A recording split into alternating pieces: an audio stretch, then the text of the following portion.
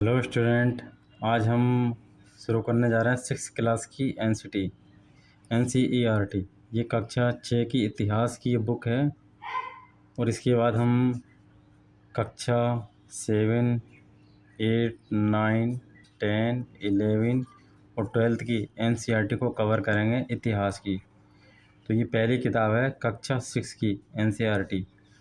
तो इसमें हमारे अतीत के बारे में बताया गया है। हमारा अतीत का मतलब होता है कि जो इतिहास बीत चुका है उसमें किस तरीके से लोग रहा करते थे उसके बारे में चर्चा की गई है। अभी 6th क्लास की NCERT है, तो हम इसमें कौन कौन से चैप्टर कवर करेंगे वो मैं आपको यहाँ इंडेक्स में दिखाता हूँ।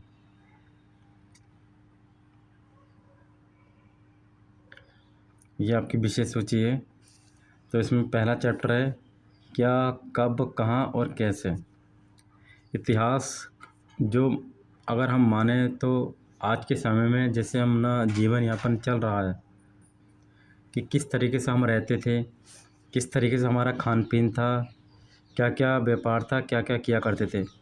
तो उसी तरीके से हम अतीत में जाना है, यानी कि पिछला जो इतिहास बीत चुका है उसके बारे में जाके हमें अध्ययन करना, ठीक है नहीं।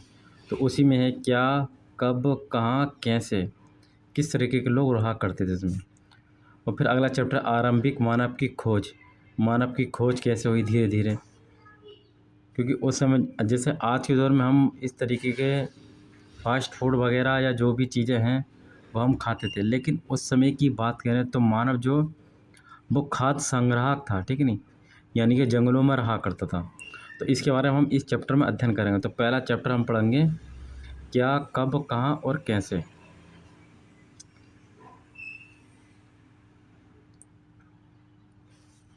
एक रशीदा है, इसने सवाल है, इसने एक पढ़ा, रशीदा बैठी अखबार पढ़ रही थी, ठीक है।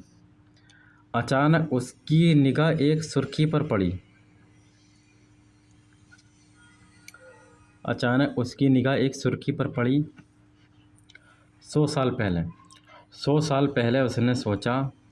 वे सोचने लगी कि यदि कोई कैसे जान सकता है कि इतने वर्षों पहले क्या हुआ था।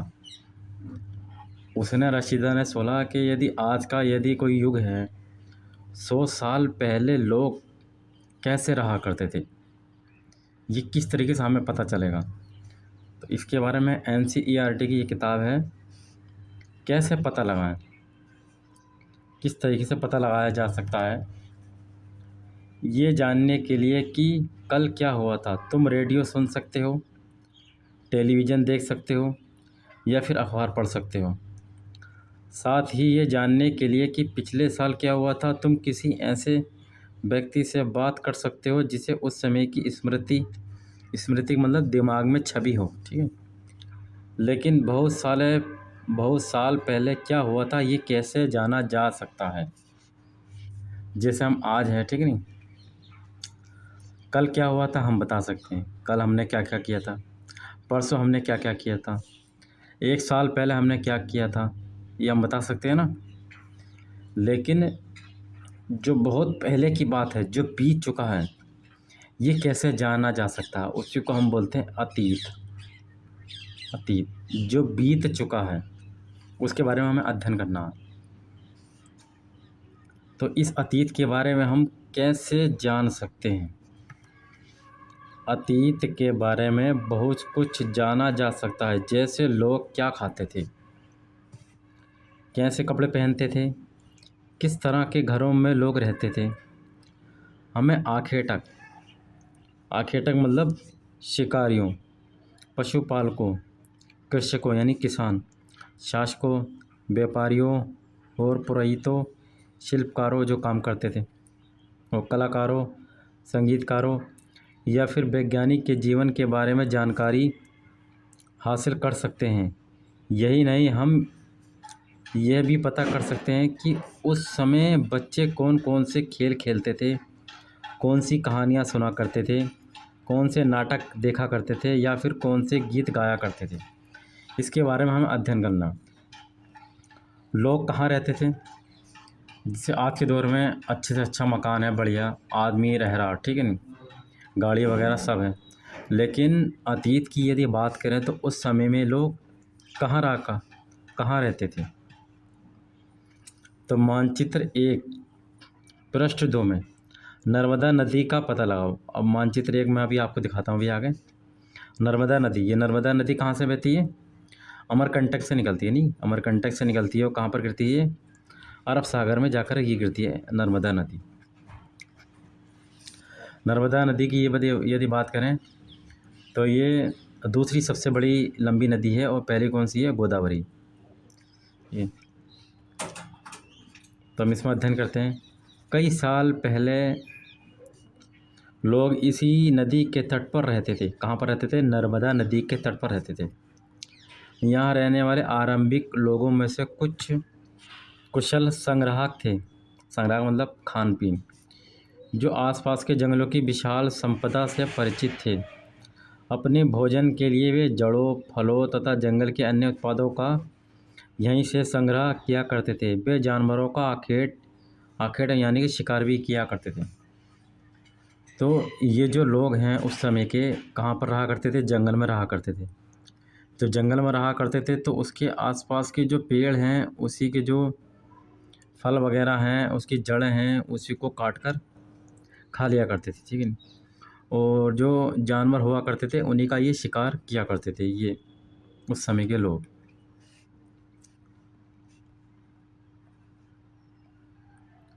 ये मानचित्र 1 है जो हमने पीछे पढ़ा था। नर्मदा नदी हमने देखी, ये आपकी नर्मदा नदी है, ये नर्मदा नदी है। इसी के आसपास लोग रहा करते थे। ये नर्मदा नदी है, ठीक, ये मेरी नर्मदा नदी और अरब सागर में आकर गिर जाती है। और कहाँ से निकलती है? अमरकंटक से ये नदी निकलती है।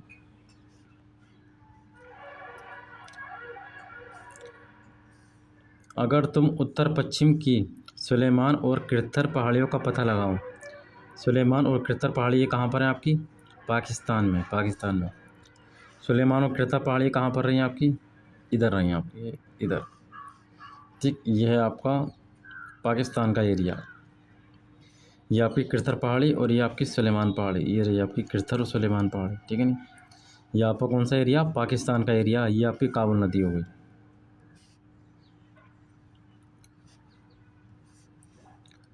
इसी क्षेत्र में कुछ ऐसे स्थान हैं जहाँ लगभग 8,000 वर्ष पहले स्त्री पुरुष ने सबसे पहले गेहूं तथा जौ जैसी फसलों को उपजाना आरंभ किया था।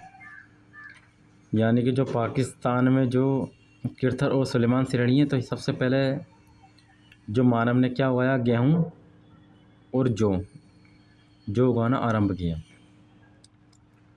उन्होंने भेड़, बकरी और गाय, बैल जैसे पशुओं का पालतू बनाना शुरू किया।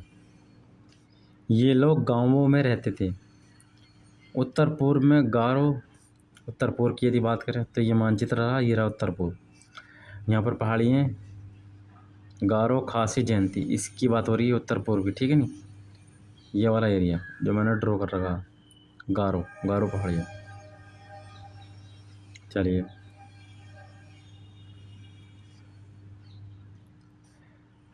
उत्तर पूर्व में गारो तथा मध्य भारत में विंध्या पहाड़ियों का पता लगाओ। अगर विंध्य पहाड़ी की बात करें तो ये मध्य में आएगी, मध्य में। ये रही विंध्य पहाड़ी आपकी, ये रही आपकी नर्मदा नदी, ये सतपुड़ा पहाड़ी आपकी, ये गारो की पहाड़ी आपकी, और कृत्तर और सुलेमान श्रेणी आपकी पाकिस्तान में आ गई। ये आपको बताया गया उसमें।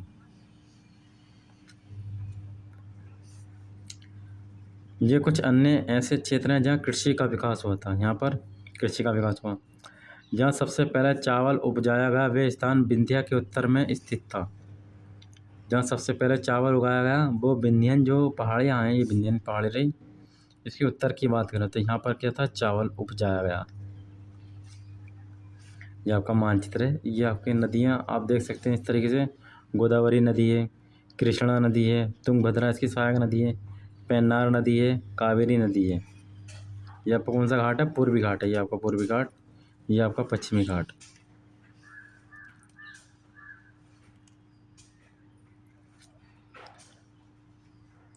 मानचित्र पर सिंधु तथा इसकी सहायक नदियों का पता लगाओ। मानचित्र आपकी जो पाकिस्तान वाले एरिया, वहाँ पर सिंधु नदी बहती है।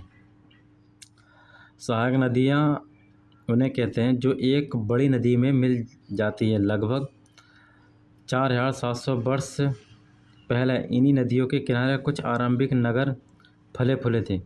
गंगा व इसकी सहायक नदियों के किनारे तथा समुद्र तटवर्ती इलाकों में नगरों का विकास लगभग 2500 साल पहले हुआ था। यानी कोई एक नदी है सिंधु नदी, उसकी जो सहायक नदियाँ जैसे काबुल नदी, गिलगित नदी, तो इन्हीं के आसपास कुछ लोग रहा करते थे, बस्तियाँ बसी हुई थी, ठीक है नी, इनके किनारे। गंगा तथा इसकी सहायक नदियाँ सोन का पता लगाओ। गंगा के दक्षिण में इन नदियों के आसपास का क्षेत्र प्राचीन काल में मगध नाम से जाना जाता था। तो गंगा है, उस समय जो इसके आसपास का जो क्षेत्र था वो मगध था। मगध जो सबसे शक्तिशाली हुआ करता था। इसके शासक बहुत शक्तिशाली थे, ठीक है, बहुत शक्तिशाली थे। उन्होंने एक विशाल राज्य स्थापित किया था। इस देश के अन्य हिस्सों में भी ऐसे राज्यों की स्थापना की गई है। मानचित्र 1 में आप देख सकते हैं। मानचित्र 1 में दक्षिण एशिया आधुनिक की यदि बात करें इस समय की, तो भारत, पाकिस्तान, बांग्लादेश, नेपाल, भूटान और श्रीलंका और अफ़गानिस्तान, ईरान, चीन, म्यांमार आदि पड़ोसी देशों को दर्शाता है। दक्षिण एशिया एक महाद्वीप से छोटा है, एशिया महाद्वीप से छोटा है, लेकिन विशालता तथा बाकी एशिया से समुद्रों, पहाड़ियों तथा पर्वतों से बटे होने के कारण इसे प्राय उपमहाद्वीप कहा जाता है। प्राय उपमहाद्वीप कहते हैं क्योंकि ये तीनों तरफ से समुद्र से घिरा हुआ है। ये आपके कुछ पड़ोसी देश दिए गए थे, मैं आपको यहाँ से मानचित्र में बता देता हूँ कि पड़ोसी देश कहाँ पर हैं। ये आपका श्रीलंका, ठीक है नी, ये आपका श्रीलंका, ये आपका पाकिस्तान रहा, इधर आपका अफ़गानिस्तान, ये आपका चीन, और ये रहा आपका भूटान, ये अरुणाचल प्रदेश हो गया आपका, ये म्यांमार हो गया, ये वेस्ट बंगाल हो गया, ठीक है नी, वेस्ट बंगाल, और ये जम्मू एंड कश्मीर है आपका।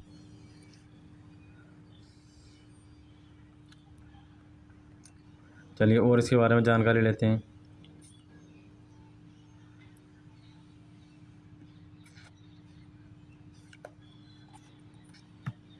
लोगों ने सदैव उपमहाद्वीप के एक हिस्से से दूसरे हिस्से तक यात्रा की। कभी कभी हिमालय जैसे ऊंचे जो पर्वत हैं, पहाड़ियाँ हैं, रेगिस्तान हैं, नदियाँ हैं तथा समुद्रों के कारण यात्रा जोखिम भरी होती थी। फिर भी ये यात्रा उनके लिए असंभव नहीं थी। यानी कि पर्वत पहाड़ियों पर जो लोग यात्रा किया करते थे वो काफ़ी कठिन हुआ करती थी। अतः कभी लोग काम की तलाश में तो कभी प्राकृतिक आपदाओं के कारण एक स्थान से दूसरे स्थान पर जाया करते थे।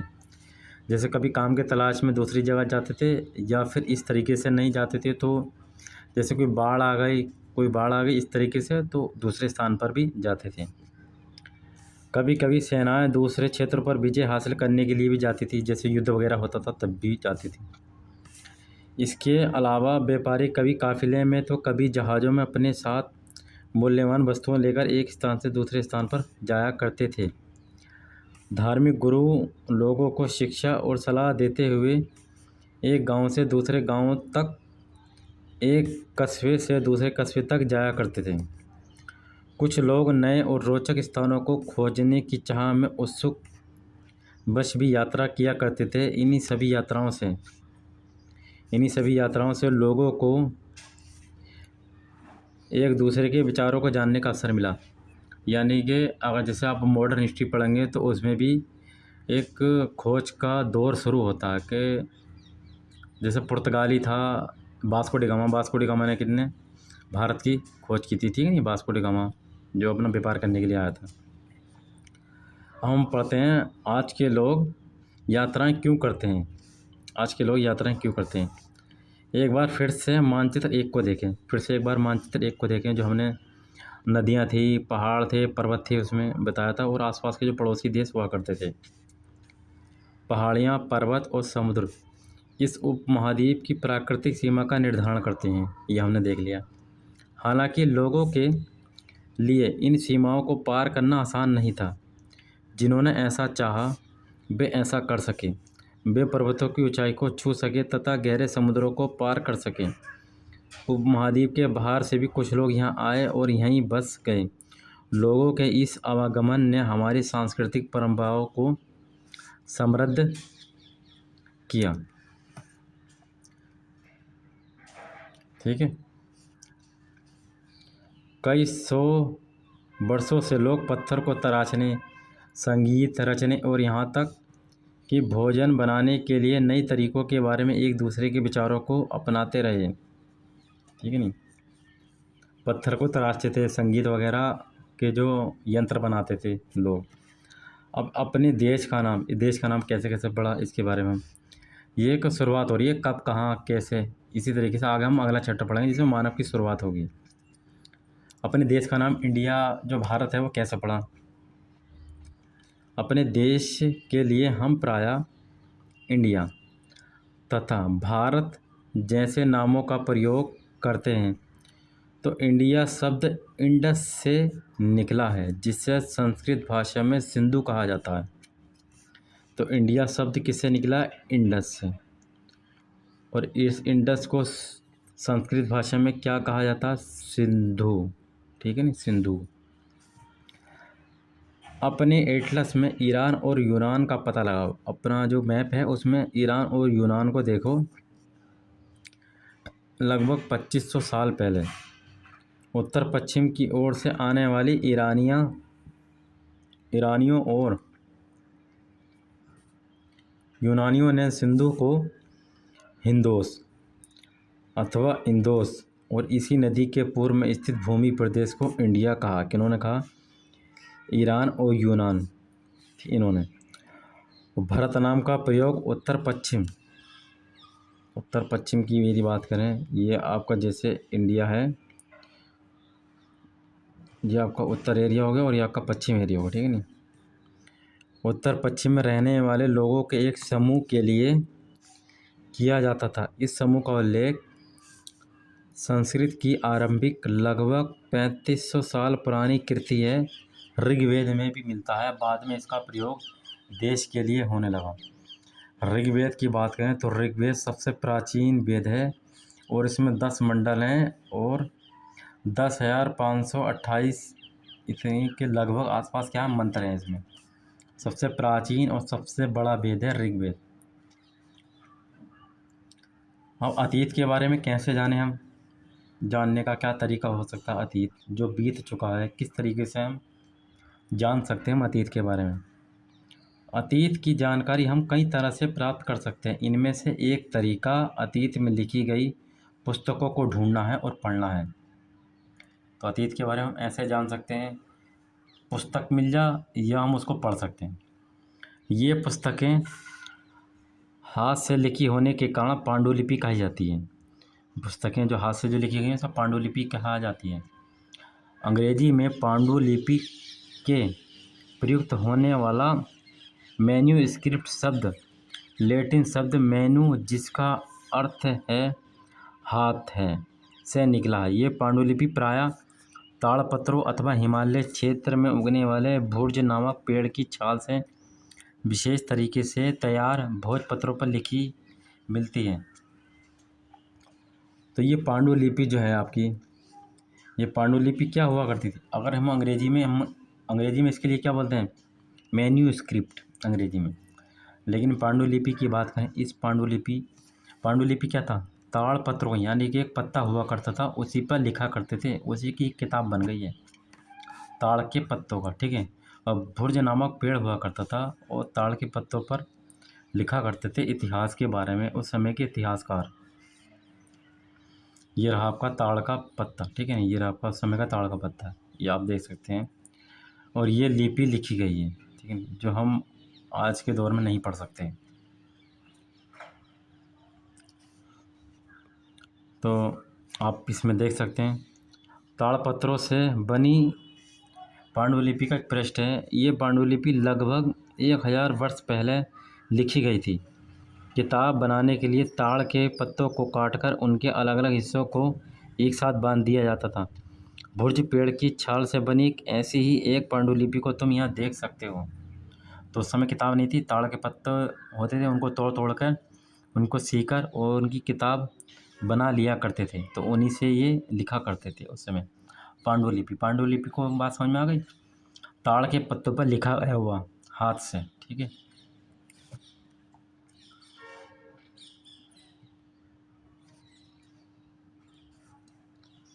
इतने वर्षों में इनमें से कई पांडुलिपियों को कीड़ों ने खा लिया। काफ़ी टाइम की बात है, कुछ कीड़ों ने खा लिया तथा कुछ नष्ट कर दी गई। फिर भी ऐसी कई पांडुलिपियाँ आज भी उपलब्ध हैं। प्रायः ये पांडुलिपियाँ मंदिरों और विहारों में प्राप्त होती हैं। ये पांडुलिपियाँ आज भी कुछ मंदिरों में और विहारों में आपको मिल सकती हैं। इन पुस्तकों में धार्मिक मान्यताओं व व्यवहारों, राजाओं के जीवन, औषधियों तथा विज्ञान आदि सभी प्रकार के विषयों की चर्चा मिलती है। इनके अतिरिक्त हमारे यहाँ महाकाव्य, कविताएं तथा नाटक भी हैं। इनमें से कई संस्कृत में लिखे हुए मिलते हैं, जबकि अन्य प्राकृत और तमिल में हैं। प्राकृत भाषा का प्रयोग आम लोग करते थे। हम अभिलेख का भी अध्ययन कर सकते हैं। अभिलेख मतलब होता है पत्थरों पर लिखा हुआ। ऐसे लेख पत्थर अथवा धातु जैसी अपेक्षाकृत कठोर सतहों पर उत्कीर्ण किए गए मिलते हैं। पत्थर पर यूँ लिखे थे कि अगर पत्थर में हम लिखेंगे, उनको अगर लिखने में कठिनाई तो आएगी, टाइम तो लगेगा। किसी चीज़ को यदि खोदने में और लिखने में टाइम तो लगता है, लेकिन वो काफ़ी टाइम तक रहती है, वो रहती है फिर हमेशा। अब आज के ज़माने में जो अशोक के अभिलेख हैं, जो पत्थरों पर लिखे हुए हैं, आज भी उस पर लिखाई मौजूद है। कभी कभी शासक अथवा अन्य लोग अपने आदेशों को इस तरह उत्कीर्ण करवाते थे ताकि लोग उन्हें देख सकें, पढ़ सकें तथा उनका पालन कर सकें। कुछ अन्य अभिलेख भी हैं इस प्रकार के जो लिखा गया है। ये देखो, आप अभिलेख देख सकते हैं। ये अभिलेख ये आप इस तरीके से देख सकते हैं लिखा गया। ये उस समय की भाषा में लिखा गया है। कुछ अन्य प्रकार के अभिलेख भी मिलते हैं जिनमें राजाओं तथा रानियों सहित अन्य स्त्री पुरुष ने भी अपने कार्यों के विवरण उत्कीर्ण करवाए हैं। उदाहरण के लिए प्रायः शासक लड़ाइयों में अर्जित विजयों का लेखा जोखा रखते थे। कुछ अभिलेख ऐसे हैं जिसमें लड़ाइयों के बारे में चर्चा की गई है और अपना लेखा जोखा किया करते थे। लगभग 2250 साल पुराना ये अभिलेख वर्तमान अफगानिस्तान के कंधार से प्राप्त हुआ। ये कितने साल पुराना है? 2250 साल पुराना है। और ये कहाँ पर है? अफगानिस्तान के कंधार में। यह अभिलेख अशोक नामक शासक के आदेश पर लिखा गया है। इस शासक के विषय में तुम अध्याय 8 में पढ़ोगे। अध्याय 8 में इसके बारे में और चर्चा की जाएगी। जब हम कुछ लिखते हैं तब हम किसी लिपि का प्रयोग करते हैं। लिपि अक्षरों अथवा संकेतों से बनी होती है। जब हम कुछ बोलते हैं अथवा पढ़ते हैं तब हम एक भाषा का प्रयोग करते हैं। इस अभिलेख इस क्षेत्र में प्रयुक्त होने वाली यूनानी आरमेइक नामक 2 भिन्न लिपियों तथा भाषाओं में है। अब कुछ क्वेश्चन है, देखो। क्या तुम बता सकती हो कि कठोर सतह पर लेख लिखवाने के क्या लाभ थे? ऐसा करवाने में क्या क्या कठिनाइयाँ आती थी? तो हम खुद भी, आज के मानव सोच सकता है, अगर हम पत्थरों पर लिखेंगे तो छेनी या हथौड़े से लिखा जाएगा तो कठिनाई तो आएगी, क्योंकि काफ़ी समय तक इसकी लिखाई चलेगी, लेकिन वो लिखाई लंबे समय तक बनी रहेगी, जो आज के दौर में हम देख सकते हैं। इसलिए हम पत्थरों पर लिखी हुई चीज़ें देखते हैं। इसके अतिरिक्त अन्य कई वस्तुएं अतीत में बनी और प्रयोग में लाई गई हैं। ऐसी वस्तुओं का अध्ययन करने वाला व्यक्ति पुरातात्विक कहलाता है। पुरातात्विक का मतलब समझ गए? जो वस्तुएं अतीत में बनी यानी कि और प्रयोग में लाई गई और उनका अध्ययन हमें करना है। जैसे यह अभिलेख लिखा हुआ, इसका यदि हमें अध्ययन करना तो उसको हम बोलेंगे पुरातात्विक। पुरातात्विक पत्थर और ईंट से बनी इमारतों के अवशेषों, चित्रों तथा मूर्तियों का अध्ययन करते हैं। वे औजारों, हथियारों, बर्तनों और आभूषणों तथा सिक्कों की प्राप्ति के लिए छानबीन तथा खुदाई में भी करते हैं। इनमें से कुछ वस्तुएं पत्थर, पकी मिट्टी तथा कुछ धातु की बनी हो सकती हैं। ऐसा तत्व कठोर तथा जल्दी नष्ट न होने वाले होते हैं। पत्थर के जो होते हैं तो जल्दी नष्ट नहीं होगा और वो कठोर होते हैं। तो पुरातात्विक, ये उस समय का क्या मिला? घड़ा है, ठीक है ना। ये देखो चित्रकारी इस पर की गई है। ये उस समय का सिक्का हुआ करता था। एक प्राचीन नगर से एक प्राप्त पत्र। इस तरह के पत्रों का प्रयोग 4700 वर्ष पहले होता था। दाएं, एक पुराना सिक्का मिला है। पुराना सिक्का, इस तरह के सिक्कों का प्रयोग लगभग 2500 साल पहले होता था। हमारे द्वारा आज प्रयोग में आने वाले सिक्कों से ये सिक्का कैसे भिन्न था। ये उस समय का सिक्का हुआ करता था और आज के ज़माने में सिक्का देखो किस तरीके के होते हैं। तो हमें इसी का अध्ययन करते हैं, तो इसी का अध्ययन जो करते हैं उसे बोलते हैं पुरातात्विक, ठीक है। और मानचित्रकार उसे बोलते हैं जो चित्र वगैरह लिखता है, उसे मानचित्रकार कहते हैं। पुरातात्विक पुरातात्विक जानवरों, चिड़ियों तथा मछलियों की हड्डियां भी ढूंढते हैं, क्योंकि वो तो ढूंढ लिया, लेकिन वो हड्डियां भी ढूंढते हैं कि ताकि पता चल सके कि ये हड्डी किसकी है। जैसे कोई मछली की हड्डी मिली तो उस समय पता चलता था कि हाँ, लोग मछली भी खाया करते थे, ठीक है। इसी तरीके से वो जानवरों की हड्डियाँ ढूंढते हैं। इससे उन्हें ये जानने में भी मदद मिलती है कि अतीत में लोग क्या खाते थे, ठीक है नहीं। वनस्पतियों के अवशेष बहुत मुश्किल से बच पाते थे। जो वनस्पति हैं वो तो सड़ गल के ख़त्म, जीवाश्म बन गए, वो तो पता नहीं चल पाएंगे, लेकिन हड्डियाँ मौजूद रहती थी। यदि अन्न के दाने अथवा लकड़ी के टुकड़े जल जाते थे तो वे जले हुए रूप में बचे रहते थे। क्या पुरातात्विक दो को बहुधा कपड़ों के अवशेष मिले होंगे। तो क्या पुरातात्विक को कपड़ों के अवशेष मिले होंगे, इसके बारे में भी हम पता करते हैं। पांडुलिपि, पांडुलिपि का आपने पढ़ा था, ताड़पत्रों पर लिखा हुआ, अभिलेख मतलब पत्थरों पर लिखा हुआ। तथा पुरातत्व से ज्ञात जानकारियों के लिए इतिहासकार प्रायः स्रोत शब्द का प्रयोग करते थे। किसका स्रोत। इतिहासकार उन्हें कहते हैं जो अतीत का अध्ययन करते हैं। इतिहासकार उन्हें कहते हैं जो अतीत का अध्ययन करते हैं। स्रोत के प्राप्त होते ही अतीत के बारे में पढ़ना बहुत रोचक हो जाता है, क्योंकि इन स्रोतों की सहायता से हम धीरे धीरे अतीत का पुनर्निर्माण करते जाते हैं। अतः इतिहासकार तथा पुरातात्विक उन जासूसों की तरह हैं जो इन सभी स्रोतों का प्रयोग सुराग के रूप में कर अतीत को जानने का प्रयास करते हैं। अतीत एक या अनेक। क्या तुमने इस पुस्तक के शीर्षक हमारे अतीत पर ध्यान दिया है। ये अतीत शब्द का प्रयोग बहुवचन के रूप में किया गया है। ऐसा इस तथ्य की ओर ध्यान दिलाने के लिए किया गया है कि अलग अलग समूह के लोगों के लिए इस अतीत के अलग अलग मायने थे। उदाहरण के लिए पशुपालकों तथा किसानों का जीवन राजाओं तथा रानियों के जीवन से तथा व्यापारियों का जीवन शिल्पकारों के जीवन से बहुत भिन्न था। तो आप यदि देख सकते हैं तो राजाओं का जीवन अलग होगा और जो किसान उनका जीवन अलग होगा। जाहिर सी बात है, आज के समय में ही देख लेंगे, जो अमीर है उसका जीवन बिल्कुल भिन्न है गरीब के मुकाबले, और गरीब का जीवन बिल्कुल अलग है। जैसा कि हम आज भी देखते हैं, उस समय भी देश के अलग अलग हिस्सों में लोग अलग अलग व्यवहारों और रीति रिवाजों का पालन करते थे। उदाहरण के लिए आज अंडमान निकोबार द्वीप के अधिकांश लोग अपना भोजन मछलियाँ पकड़कर, जो अंडमान निकोबार द्वीप समूह है वो एक टापू पर बसा हुआ है, तो वहाँ पर मछलियों का ज़्यादा सेवन किया करते हैं। शिकार करके तथा फल फूल के संग्रह द्वारा प्राप्त करते हैं। इसके विपरीत शहरों में रहने वाले लोग खाद्य आपूर्ति के लिए अन्य व्यक्तियों पर निर्भर करते हैं। इस तरह के भेद अतीत में भी विद्वान थे, यानी कि अतीत में भी विद्वान थे जो फल फूल खाते थे।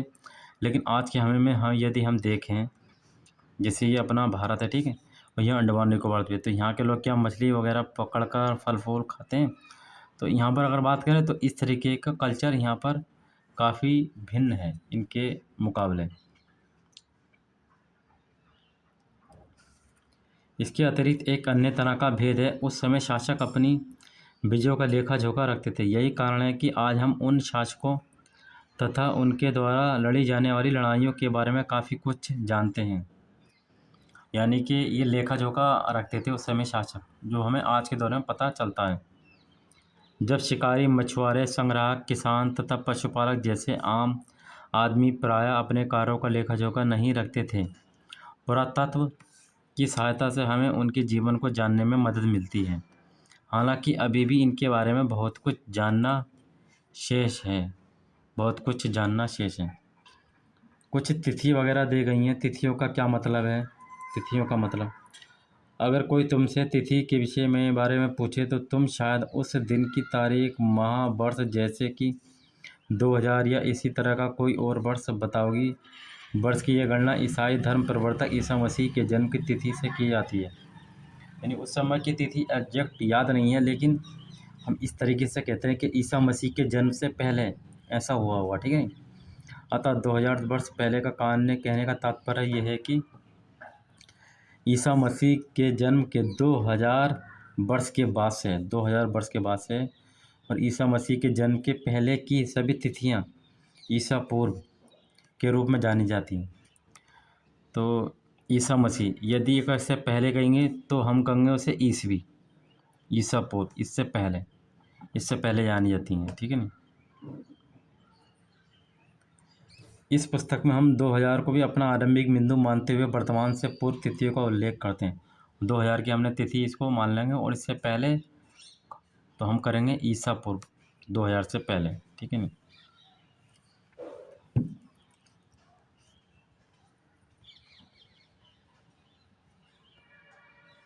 कुछ तिथियां इसमें दी गई हैं, ये कुछ तिथियों के बारे में इसमें जानकारी है, ठीक है। तिथियां, अब मैं आपको एक चीज़ जैसे कि हमने पहले पढ़ा और अभिलेख कठोर सतहों पर उत्कीर्ण करवाए जाते थे। इनमें से कई अभिलेख कई सौ वर्ष पहले लिखे गए थे। सभी अभिलेखों में लिपियां और भाषाओं का प्रयोग हुआ है। समय के साथ साथ अभिलेखों में प्रयुक्त भाषाओं तथा लिपियों में बहुत बदलाव आ चुका है। विद्वान ये कैसे जान सकता है कि क्या लिखा था? इसका पता अज्ञात लिपि का अर्थ निकालने की प्रक्रिया द्वारा लगाया जाता है।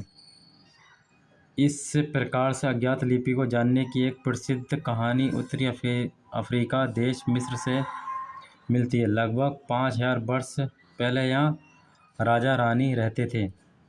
तो कुछ चित्र हैं हम जैसे बता सकते हैं, जैसे एल है तो एल से ये पता चलता था जैसे शेर, ठीक है नहीं। इसी तरीके से आई है तो कुछ औजार वगैरह हुआ करते थे, ये पता चलता है इसमें, ठीक है। ये कुछ इसमें सिंबल बना दिए गए हैं। मिस्र के उत्तरी तट पर रोसेट्टा नाम का एक कस्बा है। किसमें? मिस्र के उत्तरी तट पर रोसेट्टा नामक एक गांव का कस्बा है। यहाँ से एक ऐसा उत्कीर्णत पत्थर मिला है जिस पर एक ही लेख 3 भिन्न भिन्न भाषाओं में लिखे गए। एक ही लेख 3 भिन्न भिन्न भाषाओं में, जैसे यूनानी और मिस्र लिपि के 2 प्रकार। कुछ विद्वान यूनानी भाषा पढ़ सकते हैं। उन्होंने बताया कि यहाँ राजाओं तथा रानियों के नाम एक छोटे से फ्रेम में दिखाए गए हैं। इन्हें कारतूस कहा जाता है। जो रानी हैं और जो राजा हैं उनके नाम एक छोटे से फ्रेम में दिखाए गए हैं। ये फ्रेम है, इसमें राजा और रानी के जो नाम है छोटे से फ्रेम में, उनको हम बोलते हैं क्या? कारतूस, ठीक है नहीं। इसके बाद विद्वानों ने यूनानी तथा मिस्र संकेतों को अगल बगल रखते हुए मिस्र अक्षरों की समानार्थक ध्वनियों की पहचान की। जैसा कि तुम देख सकते हो यहाँ एल अक्षर के लिए शेर, बॉम ने पीछे देखा था। ए अक्षर के लिए चिड़िया के चित्र बने हैं। एक बार जब उन्होंने ये जान लिया कि विभिन्न अक्षर किनके लिए प्रयुक्त हुए हैं तो वे आसानी से अन्य अभिलेख भी पढ़ सकते हैं। तो जैसे हमने एल पढ़ा था तो एल पे था शेर, तो इस तरीके से पहचान हो सकती है। तो इस तरीके से पहचान कर लिए धीरे धीरे। अब इसमें जो है आप उपयोगी शब्द क्या, जैसे यात्रा, पांडुलिपि, अभिलेख, पुरातत्व, इतिहासकार, स्रोत, अज्ञात लिपि, अर्थ निकालना, ये कुछ शब्द हैं। इनके बारे में आपको, जैसे यात्रा किसे कहते हैं? एक दूसरे यात्रा किया करते थे। पांडुलिपि किसे कहते हैं? जो ताड़पत्रों पर लिखे होते थे, पत्तों को लिख लिख के फिर सुई से सिलकर उनको किताब बना लिया करते थे। अभिलेख किसे कहते हैं? अभिलेख जो पत्थरों पर लिखा हुआ है। पुरातत्व किसे कहते हैं? पुरातत्व उसे कहते हैं जो चित्रों के बारे में जानकारी प्राप्त करता है। और इतिहासकार उसे कहते हैं जो इतिहास लिखता है।